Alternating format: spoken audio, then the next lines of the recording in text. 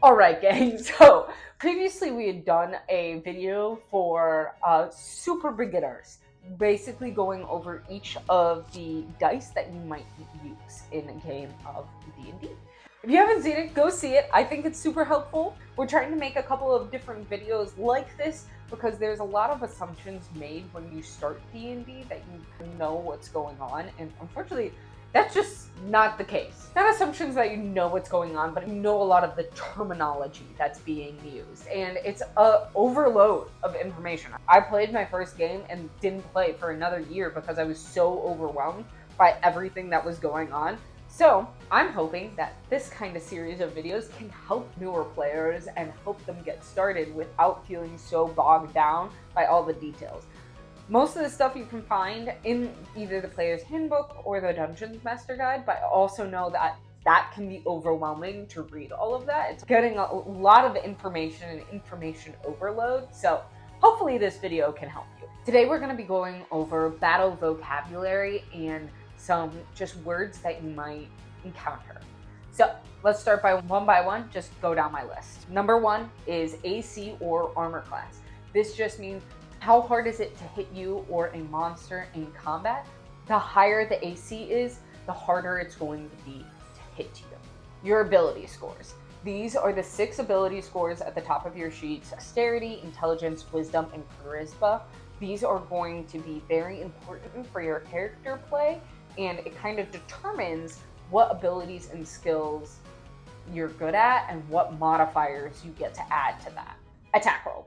An attack roll is the roll you make with a d20 when or DM rolls when a monster is trying to hit you. You roll a d20 and the attack roll and compared to the enemy's AC. Action, bonus action, and reaction. These are the 3 things that you can do during a fight. So your action is going to be the big thing that you're doing, whether that is attacking, using a feature, or casting a spell. A bonus action, it's still an action you're taking on your turn, but it's usually a quicker action. Some spells and feats or other traits that you have will have a little marker if they are an action or a bonus action. Usually the quicker ones will be marked as a bonus action. Your reaction is usually somebody else's turn in reaction to what they do. That could be a reaction of a counter spell. That could be a reaction of taking an opportunity attack. Just like the bonus action, there will be a little marker on when it can be used. Action, bonus action, and reaction are the 3 things that you're going to want to consider on your turn. I'm sure people can put in the comments below what they call a critical hit, but this is essentially a very exciting moment. A critical hit, that's when you roll a 20 or a natural 20 on the die, the best you could possibly roll, so it's very exciting. Some DMs play that something super insane happens during this moment, and some DMs, usually it is rolled as an automatic hit. However, talk to your DM about this. I know everybody has different rules about how when a natural 20 is rolled. Next turn, damage. That is the harm that a spell, each attack or weapon or spell you have will tell you exactly how much to roll and what to add to it in order to know how much damage you are dealing. The DM, the Dungeon Master, me. This is the person who controls your game, the NPCs, the monsters, is probably the person who invited you to the campaign. Hit points. This is how much health your character has. This is determined by whatever class you pick, and when your character's hit points or HP fall to 0, your character falls unconscious. When you go below 0, your character has to start making death saving throws or they will potentially die.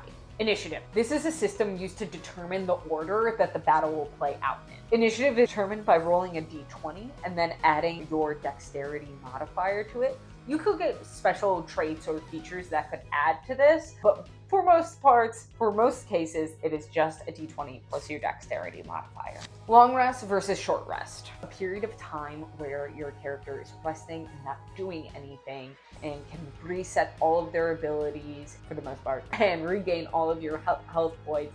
It's basically a reset of your character and what they can do. A short rest, typically an hour. Only certain abilities can be reset with a short rest. Also, go ahead and roll some hit die to regain some health points as well. Magic items. Magic items are special objects that grant your character special enhancements. A plethora of magic items. I know it can be overwhelming because there are so many magic items to pick which ones you want for your character.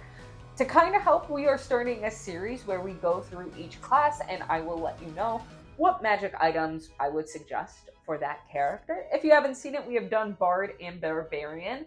You can click here to watch them or in the link below. Magic items are super useful, especially in battle when they can really enhance your abilities. Saving throw. This is a roll that could be happening to your character based on your ability scores and your proficiencies with them. This is similar to a skill check. Skill checks are usually used at a task they're trying to do, like jumping, trying to persuade another character, trying to determine what the motives of an NPC may be. This is rolled by, once again, taking d20 and adding an ability modifier to it, as well as your proficiency bonus if you have it. Spell slots. Essentially, the number of spells your character can cast before needing to rest and replenish their mana, or whatever you would like to call it. If your character is a more martial-based character, you may not see any spell slots at all on your character sheet. This is definitely geared toward more magic-based users, and the number of slots increase with the level your character is, so the level of spells that they can cast. What is a level? That is essentially a measure of the character's experience. As your character will level up, they'll become stronger in general. Critical failure, or a nat 1, whatever your game calls it. In comparison to the natural 20, this is the opposite. So this is if you roll the lowest, DMs will have it so something bad happens at this time. However, some just count it as a failure. It really is up to the table on how this is used. Creature types. This could be beasts, fiends, aberrations, celestials. The list goes on. These are essentially categories that hold each of the different type of monsters and give them different traits and abilities. Encumbrance. This rule pertains to how much your character can carry before they start to slow down. Some DMs do not play with encumbrance at all. Others heavily use encumbrance. So with a lot of things on here, it is best to check with your DM on if you're using it or not. Finally, encounter. In battle, this is what you are doing. You are having an encounter. However, they aren't always combat oriented. It's a situation that the character or the party is facing. They're typically planned by your DM and can include puzzles, social interaction, exploration, and combat as well. Those are some combat-based terms that you need to know as a new D&D player. I'm sure there's some I missed. If I missed any, please leave them in the comments below.